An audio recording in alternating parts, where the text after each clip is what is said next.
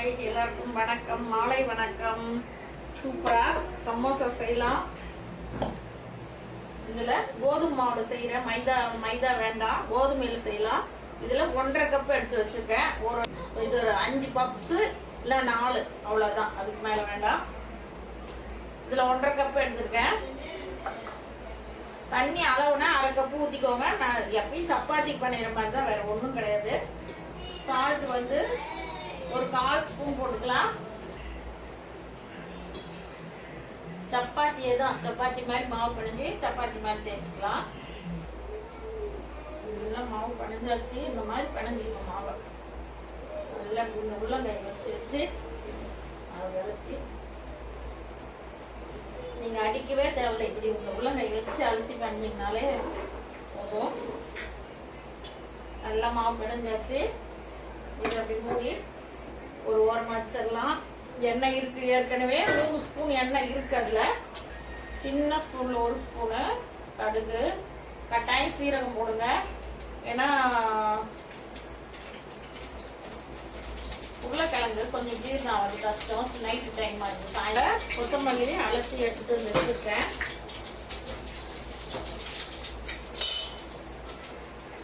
எண்ணெய் எப்பயுமே கடுகு போடணுன்னே கருவேப்பிலை போட்டிங்கன்னா எண்ணெய் ஃபுல்லாக வெளியே வச்சு எண்ணெய்லாம் வேஸ்ட்டாக போயிடும்.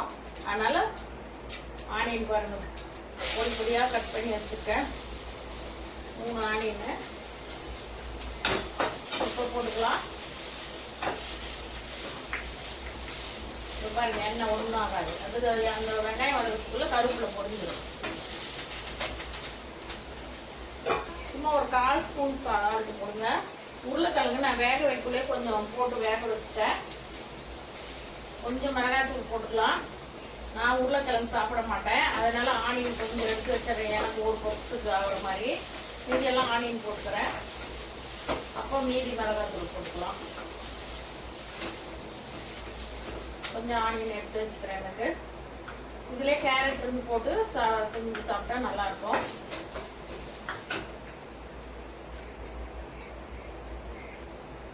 கால் ஸ்பூன் மஞ்சள் போட்டுக்கலாம். மஞ்சள் உடம்புக்கு அவ்வளோ நல்லது. குழந்தைங்கெல்லாம் சாப்பிட்றதுக்கு ஜீரண சக்தி. இந்த எண்ணெயிலே எப்படி இது பண்ணிங்கன்னா மஞ்சள் வாசனை வராது. 2 உருளைக்கிழங்கு, பெரிய பெரிய உருளைக்கிழங்கு இதில் போட்டுக்கலாம்.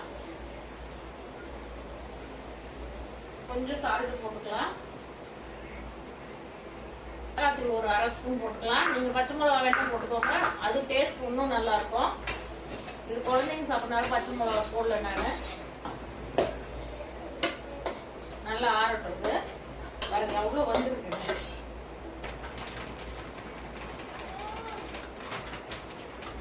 சப்பாத்தி தேய்க்குள்ள மாவு போட்டு தான் தேய்க்கணும். அப்போ தான் ஒன்றோட ஒன்று ஒட்டாது. பாருங்க நல்லா சாப்பிட்டாச்சு.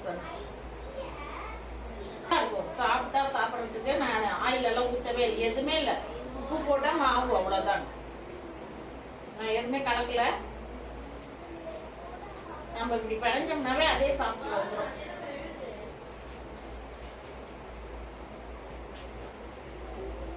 நாலு பப்ஸ்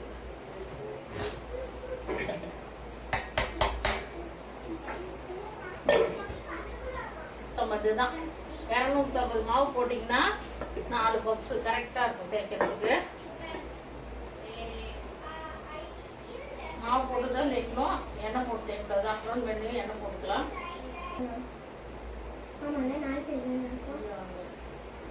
இதே மாதிரி 4 தேய்ச்சிக்கலாம். பாருங்க சப்பாத்தி மாதிரியே தான் எல்லாம் தேய்ச்சி பார்க்கலாம். என் சேனலுக்குள்ளே போகிறதுக்குன்னா ஈஸ்வரி vlog என் சேனலை பெல் பட்டன் டச் பண்ணிக்கோங்க. நிறையா பார்க்குறீங்க, ரொம்ப நன்றி. பார்க்குறீங்க, லைக் பண்ண மாட்டேங்கிறீங்க. ஒரே ஒரு லைக் பண்ணி விடுங்க. புதுசாக பார்க்குறவங்களாம் சப்ஸ்கிரைப் பண்ணுங்க. சூப்பராக சாயந்தரம் குட்டீஸ்க்கு ஸ்கூல் விட்டு வந்துருக்காங்க, பேத்தி பேராண்டி எல்லாம். அவங்களுக்கு பப்ஸ் ஒன்று, ஆளுக்கு ஒரு பப்ஸு செஞ்சு கொடுத்துடலாம். உருளைக்கிழங்கு பப்ஸ் 4 தேய்ச்சிட்டேன். சப்பாத்தி மாதிரியே தான், வேறு எந்த மெத்தடும் இல்லை. நான் அது கூட எண்ணெய் எதுவும் போடல, வெறுமையாக தேய்ச்சி வச்சுருக்கேன். பாருங்க 4 தேய்ச்சிருக்கேன். அதுக்கு தான் மாவு போட்டு தேய்க்கிறது, ஒன்றோட ஒன்று ஒட்டாது இருக்க. இது வச்சாச்சுங்களா? இப்போ தான் எண்ணெய் போடணும். எண்ணெயோ வெண்ணெய் இருந்தால் கூட போட்டுக்கலாம், இல்லைன்னா நெய் போட்டுக்கலாம். எல்லாம் சளி குழந்தைங்களுக்கெல்லாம், அதனால நெய் இருக்குது போடலை. நான் எண்ணெயே நல்லா துவைக்கிறேன்.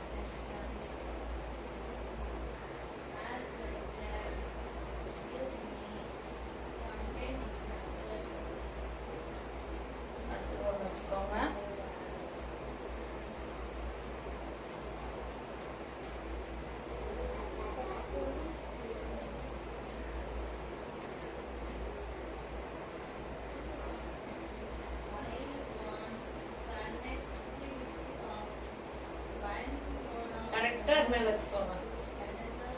4 நான் கரெக்டாக அளவில் தேய்ச்சி வச்சுருக்கேன்.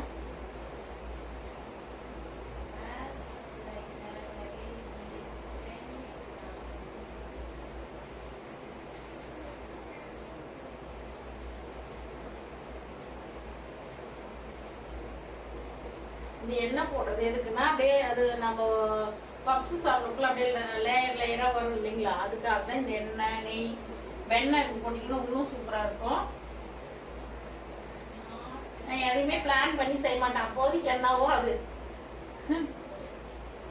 வீடியோவுக்குன்னு பிளான் பண்ணி செஞ்சால் எல்லாம் ரெடியாக எடுத்து வச்சுருக்கலாம். அப்படியெல்லாம் கிடையாது.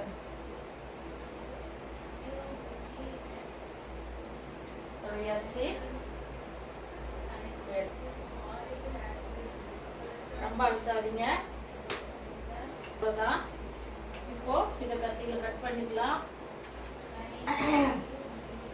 அந்த ரோலர் மாதிரி கட் பண்ணணும், அதெல்லாம் வாங்கலி பண்ணணும்.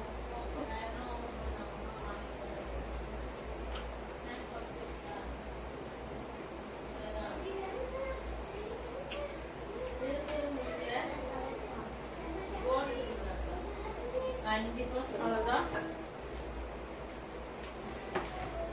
இது நம்ம வேணா இதை கூட இன்னும் கொஞ்சம் மெலிசாக தேய்ச்சிக்கலாம். நான் சைடில் எல்லாம் கட் பண்ணல, அது ஏன் கட் பண்ணி அது வேஸ்ட்டாக போவேன், அதனால சைடில் கட் பண்ணல. நான் ரெடி பண்ணுறேன். இப்போ நம்ம போடுறதுக்கு நல்லா அப்படியே அகலமான பாத்திரம் தான் வச்சுக்கோங்க. இது மாதிரி இருந்தால் இந்த பப்ஸ் வேகிற அளவுக்கு எண்ணெய் வச்சுக்கலாம். ஏதோ 3 பேருக்கு தான், நான் உருளைக்கிழங்கு சாப்பிட மாட்டேன், அதனால கொஞ்சம் நல்லா நிறையா வச்சு செஞ்சு கொடுத்துடலாம்.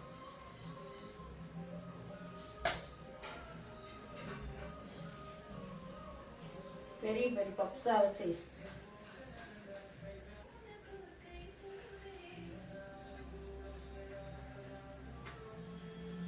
தண்ணி தொட்டு கூட ஒட்டிக்கோங்க. கொஞ்சம் அப்படி தண்ணி தொட்டு ஓட்டினீங்கன்னா ஒட்டிடும்.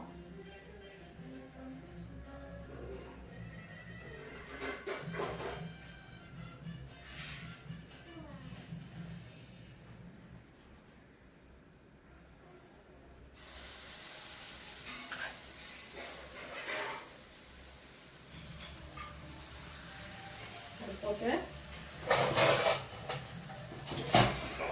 மூடி போட்டுருங்க. ஸ்லோவிலே இருக்கட்டும். அதுக்குள்ள இது 2 ரெடி பண்ணிக்கலாம்.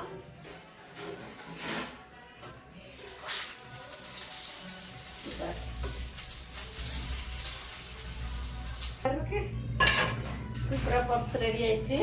இப்போ இதுக்கு வந்து சாக்ஸ் ரெடி பண்ணோம். ரெடி பண்ணலாமா? ரெடி பண்ணிக்கலாங்களா? ரெடி பண்ணலாமா? நாமளே பண்ணிக்கலாம். சாக்ஸ் நாமளே ரெடி பண்ணலாம். 4 தக்காளி பழம் நல்ல பழம் எடுத்து வச்சுக்கேன். இந்த பொடி பொடியாக கட் பண்ணிக்கலாம்.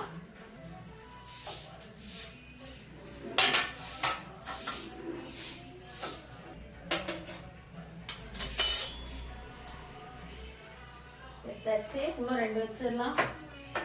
எண்ணெய் இருக்கு, அந்த எண்ணெயில வச்சிடலாம். கூட ஒரு முறை கொடுத்தா ரொம்ப விரும்பி சந்தோஷமா சாப்பிடுவோம். நீளமா பொடி பொடியா இது இப்போ நெய்ஸா அரைச்சிட்டு வந்துடலாம். இதுல ஊற்றிக்கலாம். எண்ணெய்லாம் இல்லை, வடிகட்டிக்கணும்.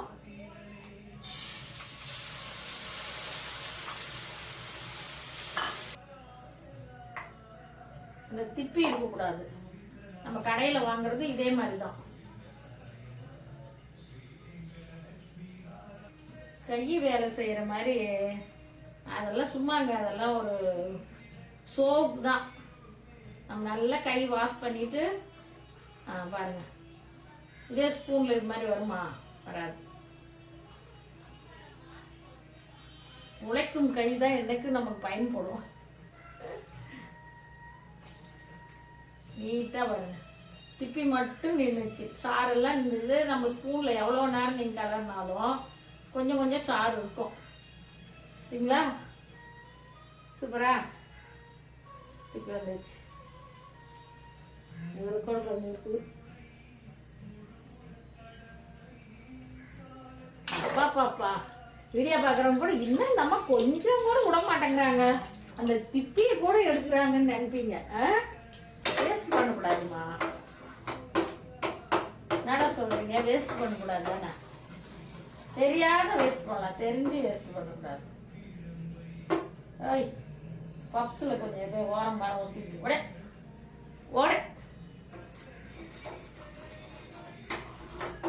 இப்போ இது கூட மெயினாக சேர்த்த வேண்டியது ரொம்ப ரொம்ப கடை நம்ம கடையில் வாங்குற பாக்கெட் மாதிரியே இருக்கும்.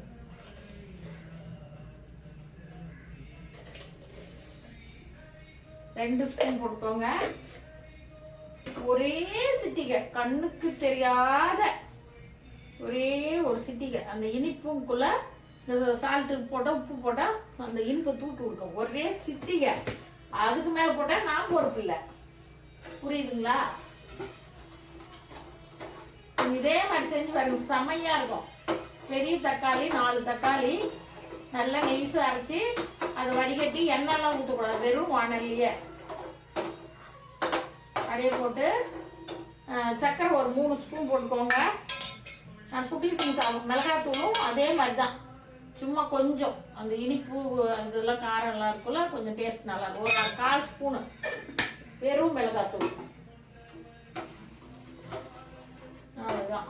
உங்களுக்கு அந்த டேஸ்ட் ஒரு மாதிரி கிடைக்கும்.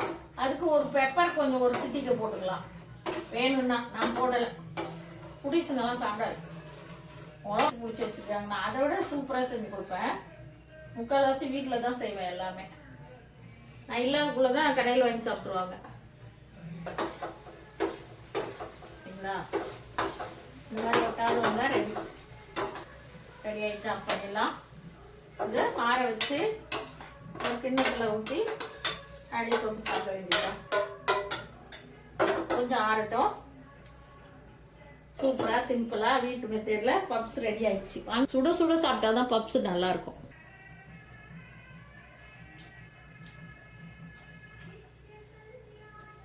பப்ஸ் ரெடி, வாங்க சாப்பிட்லாம். Shorts ready. எங்கே என்ன பப்ஸை காணுமே, இங்கே இருக்கு.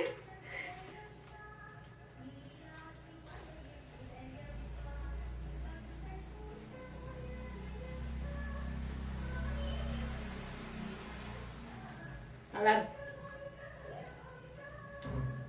அப்படியே லைட்டாக வருது.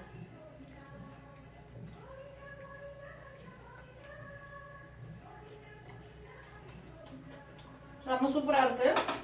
குட்டீஸுங்களுக்கு இதே மாதிரி வீட்டில் சிம்பிளாக செஞ்சு கொடுங்க, சாப்பிடுவாங்க. கடையில் என்னென்ன கலக்குறாங்களோ அந்த சாப்பிட்டா இதெல்லாம் வரத்துக்கு நம்ம வீட்டில்னா நீட்டாக நல்லா இந்த மாதிரி செஞ்சு கொடுக்கலாம். செம்ம சூப்பராக இருக்குங்க உண்மையாக. அவங்களுக்கெல்லாம் கொடுத்து அனுப்பிச்சிட்டேன். என் நானே